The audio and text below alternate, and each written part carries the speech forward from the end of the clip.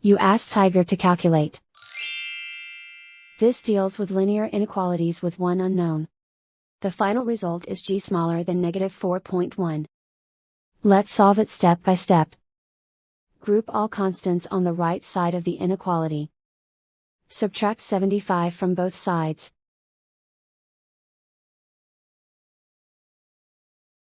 Simplify the arithmetic.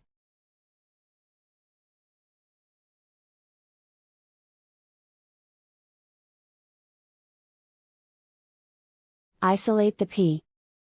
Divide both sides by 5.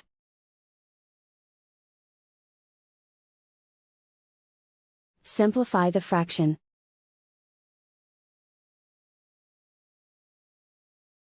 Simplify the arithmetic.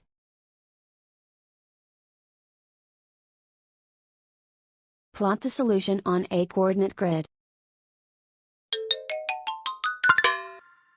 And so the final result is g smaller than -4.1.